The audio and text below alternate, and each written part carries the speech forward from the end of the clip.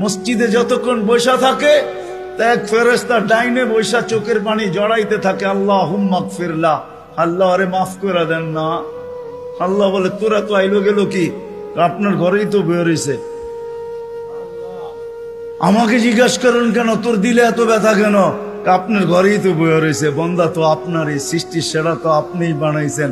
ও যদিও না কান্দে তো আমি ওর পক্ষ হয়ে একটু কান্দতেছি, অসুবিধা কি? আরেকজন বলে আল্লাহুম্মা আরহাম আলাইহি, আল্লাহর উপরে দয়া করেন না।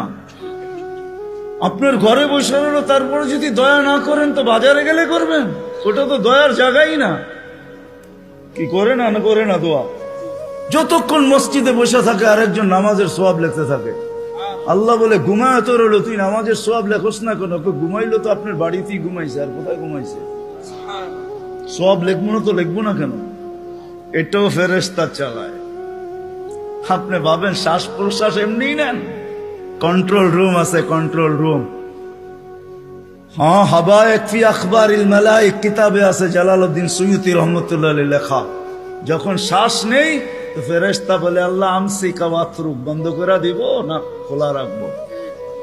আল্লাহ 1,60,000 বার মেসেজ থ্রো করে, অটো উতরুক আলী আবদি আজাল, খোলা রাখ, সীমা রেখা দেওয়া আছে। যেদিন সীমা রেখায় আসবে ওই দিন বলবো টানবো তো আর ছাড়তে দিবি না, ছাড়বো তো আর টানতে দিবি না। বিনা দ্বিধায় 1,60,000 বার শ্বাস প্রশ্বাস নিতেছি। আসেন একটু ভাবি। সুর তো আমার কাছে নাই যে আমি আপনাদেরকে পাগল করব।